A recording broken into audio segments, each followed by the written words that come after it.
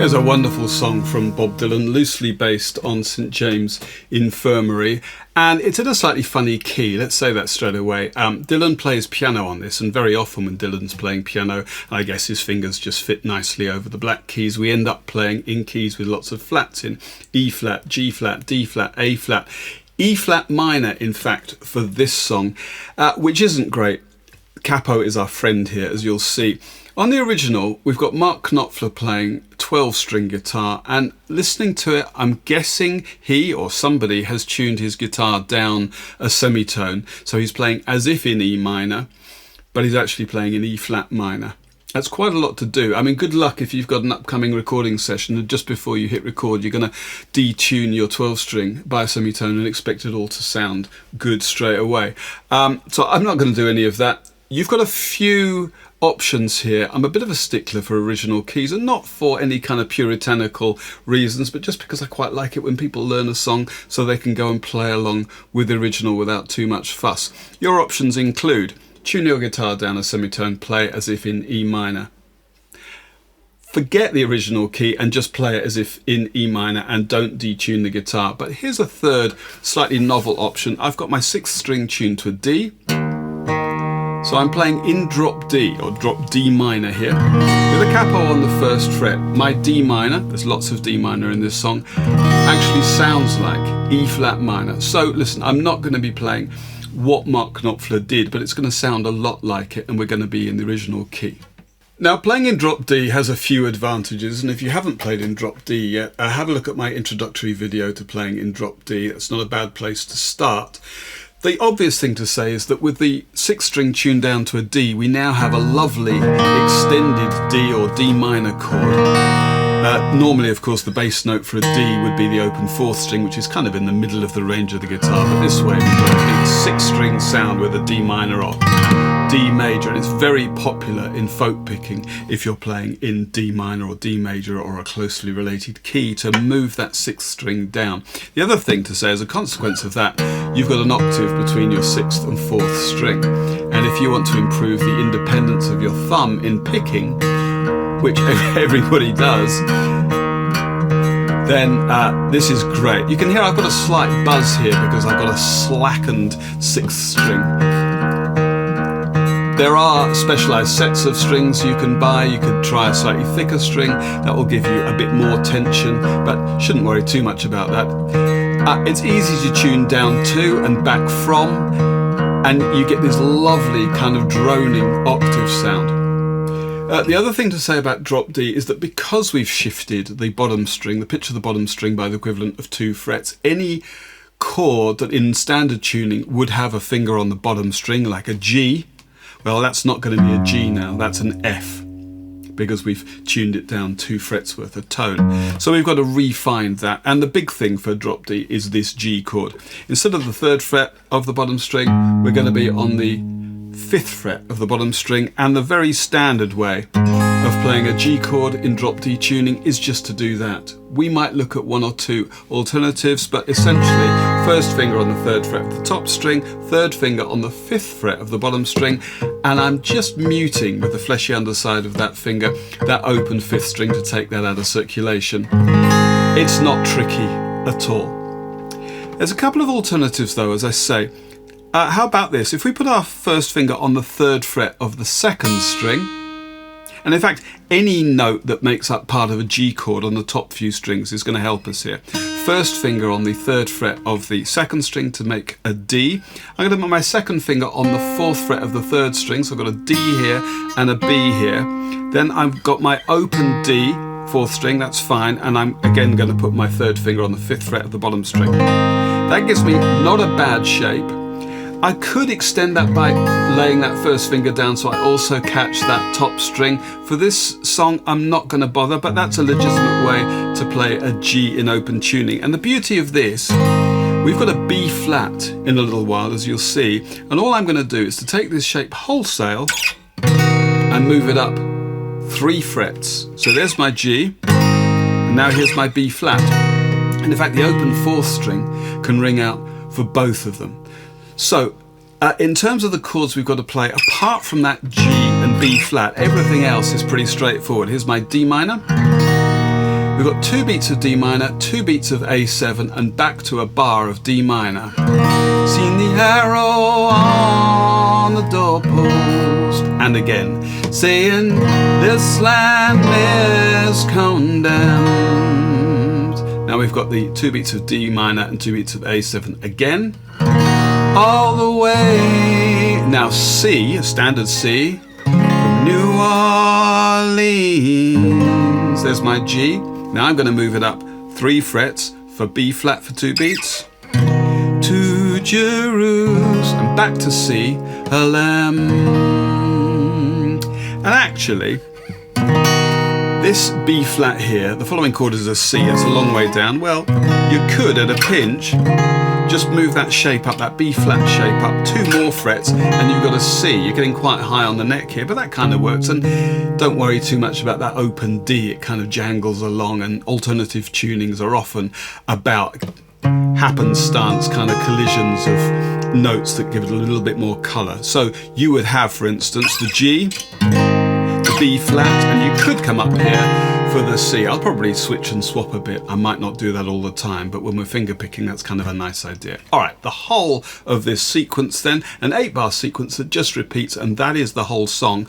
2 beats of D minor, 2 of A7, and 4 of D minor that repeats. Okay, seen the arrow on the doorpost, saying this land is condemned, all the way from New Orleans to Jerusalem. And that repeats. I traveled through East Texas, where many martyrs fell. I know no one can sing the blues like blind Willie McTell. Okay, 2 lots of 8 bars making 16, and then actually between the verses there's another single strummed bar of D minor before we pick up the next verse. So Mark Knopfler's playing style on this is fairly understated. He uses a lot of alternating bass, and that's not difficult to do, but remember we've retuned the 6th string, so we have to think a little bit about how that would go. For a D minor, 6, and then strum to the 5th string and strum. So I'm picking, alternating between the 6th string and the 5th string. That would be the standard thing to do. An A7, 5th string to 4th string. With that chord, I don't need to refret anything. For a C chord, now in standard tuning, I just come down to the 3rd fret of the 6th string. I can't do that. I'm going to go 5th string to 4th string. And when I get to the G chord, 6 to 4, which is actually as it ought to be. I'm going from G to D. For B flat, I'm just going to keep the same thing going. B flat now to that open 4th string on a D.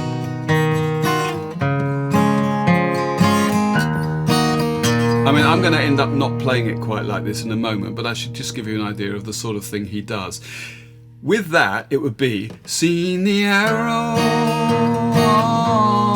on the doorpost, saying this land is condemned,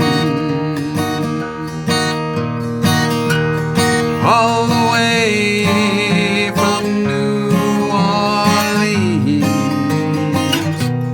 to Jerusalem. Yeah, that works pretty well. He's also adding a little riff here. Seen the arrow on the doorpost. Now he varies that a little bit throughout the song, but pretty much always at the end of the 1st line, the 2nd line, and the 4th line, where we finish with a D minor, he adds that. So I'm just playing a pair of notes. You'll see the tab come up. I'm using my 2nd and 3rd fingers on the 2nd and 3rd strings.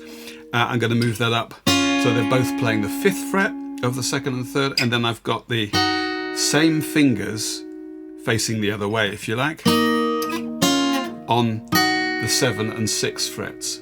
So you would put that in here. Seen the arrow on the doorpost,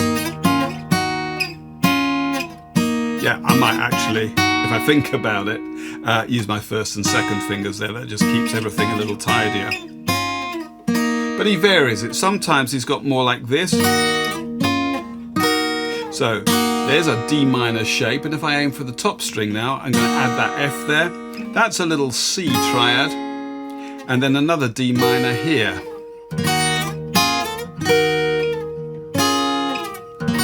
So maybe like this. Seen the arrow on the doorpost. Whether you strum that or pick that, I don't know. But those are the kinds of things he's doing. There's also a little bit of this going on. Little hammer-ons in different places. But of course, he's playing a different key. He's using E minor. So he's doing things that work there. I suggest you just try and kind of poke around and see what sticks. For me, with D minor, hammering on from the open third string to the second fret is great, and picking up the note on the first fret of the second string, hammering that on.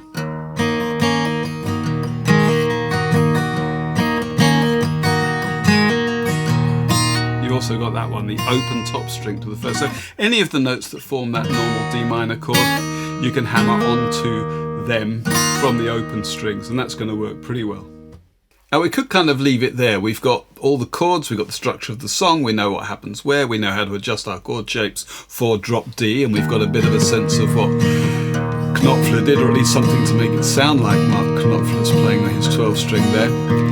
But because we're in drop D, I'd rather do something else. I'd like to take advantage of these octaves here. And when Mark Knopfler's playing, he's picking his bass note on the beat and then strumming halfway through. 1 and 2 and 3 and 4 and. I'd like to double up that bass, so I've got 1 and 2 and 3 and 4 and. If I had some picking, Travis picking here with my first and second fingers, I'm going to place my first finger on the third string.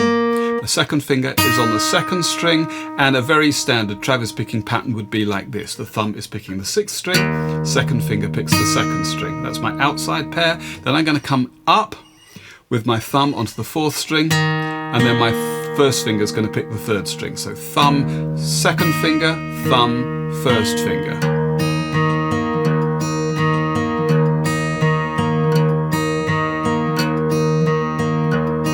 And that's something you really just want to get under your fingers.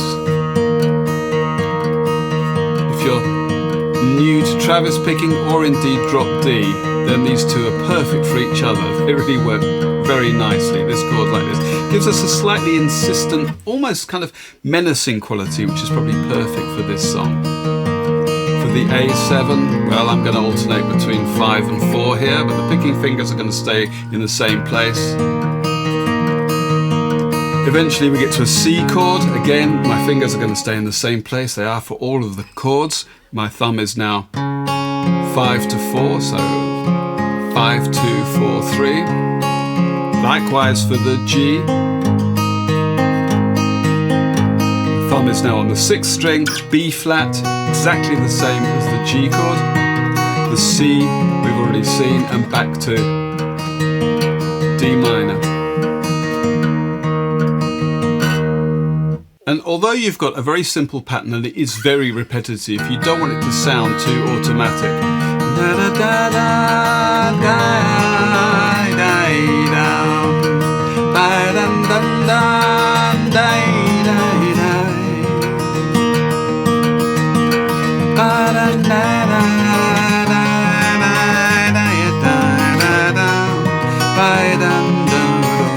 It doesn't really have a lot of character, does it? More about what we leave out, just breaking it down so we're treading water with these octaves, something like that, and then maybe the odd hammer on, and a few of these picking notes at the top. Seen the arrow on the gable, seeing this land is condemned, all the way from New Orleans to Jerusalem. That's a little bit better. And if you're feeling nifty, da-da-dee-da,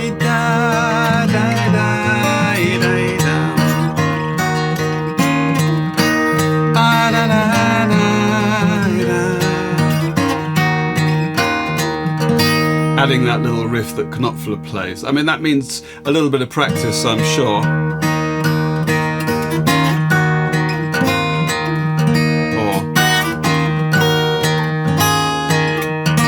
Squeezing that in there, it's just good practice. And by the time you've finished worrying about what your fingers are doing, your thumb will have learned to take care of itself. That's really the aim of this exercise. Okay, now if you wanted a bit of a challenge that brings out the very best of this drop D tuning, and indeed the song itself, you could try picking out the melody at the top while playing these bass notes. So here's the melody. We're going to have to go up to the 5th fret of the top string here.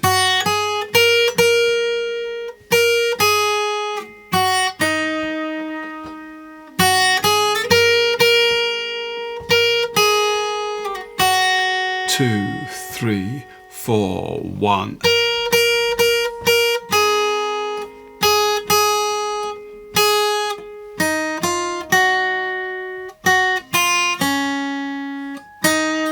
Now that doesn't make very much sense at the moment, but you need to visualize that with the chords. I've put up a simple tab here, and this is what I've got.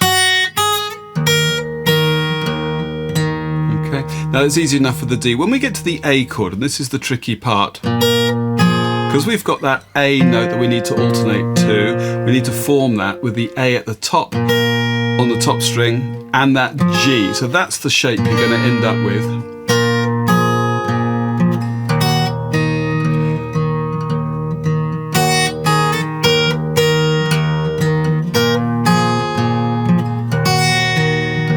That's the tricky part. Now the C, I've got my little finger playing that top note, that G, and that G actually stays there in the melody for the G chord.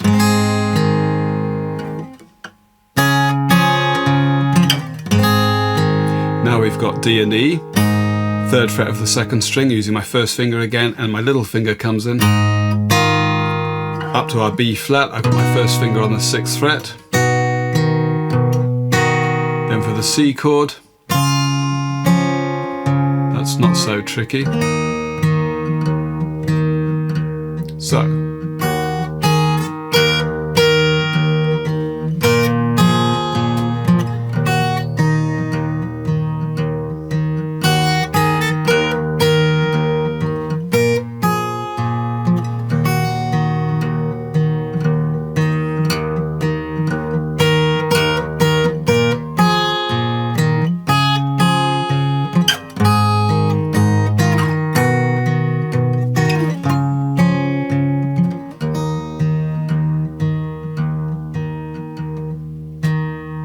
Okay, now we've got that, we could try fleshing out the melody with some harmony notes below. Because we begin with this A here over our D minor chord, we could play D minor this way. It's not actually very much more difficult than picking that single note. We're just going to pick all those. Okay, la, da. Then I've got my chord here. So I'm just going to pick 3 fingers here.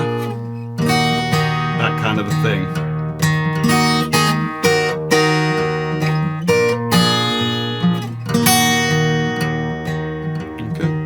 Again, this is just practice, but really use your ears and kind of find what works for you. In the second half,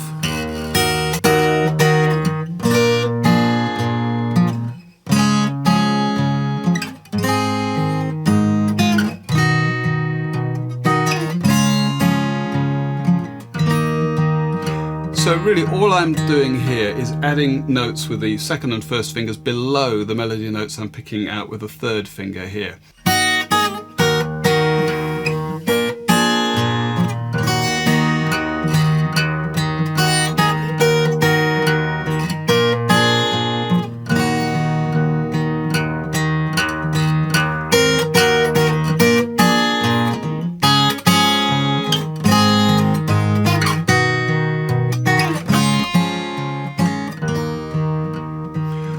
Which is all fine and good and clever and all the rest of it, but it does again sound a little bit mechanical. So now we need to just break this up a bit. This is the basis from which we can start to work.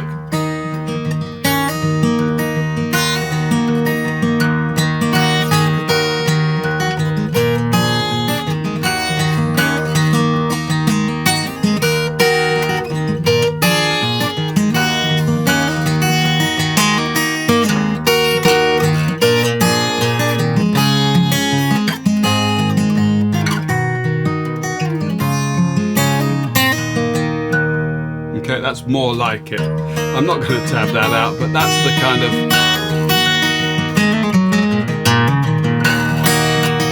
That's the idea where after it starts to come alive, takes on an identity of its own. And of course,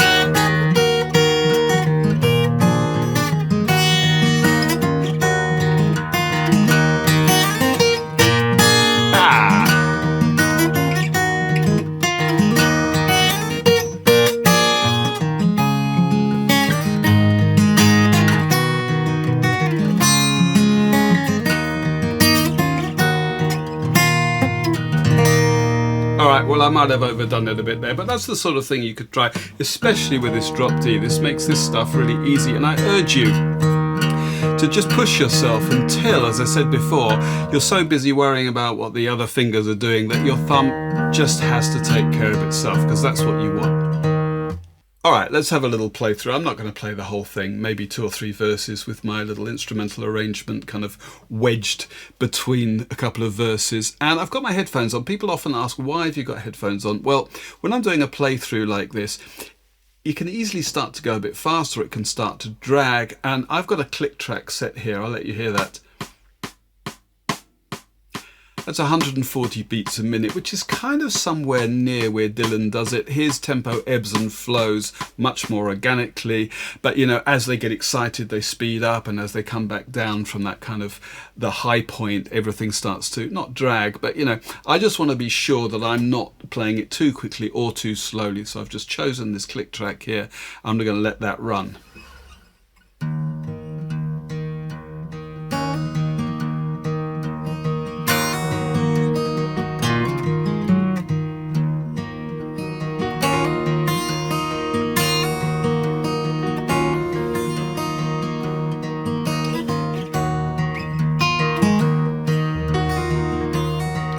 Seen the arrow on the post, saying this land is condemned, all the way from New Orleans to Jerusalem. I traveled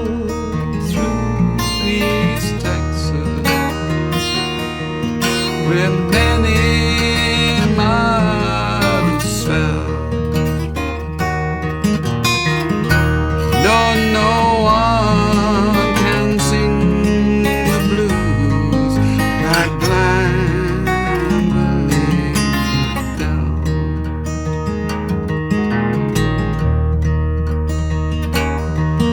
Well, I heard that hoot owl singing. They were taking down the Thames. Stars above the barren trees were his only end. And them charcoal gypsy maidens, they construct their feathers well, but nobody can sing the blues like blind Willie McTell.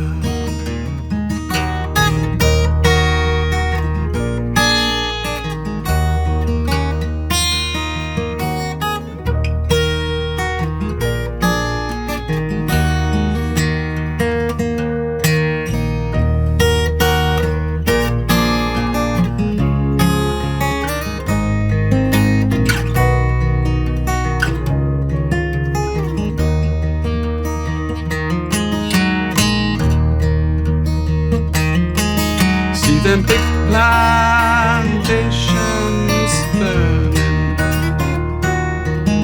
hear the cracking of the whips, smell that sweet magnolia blooming, see the gold of slavery ships. I can hear those tribes moaning, hear that undertale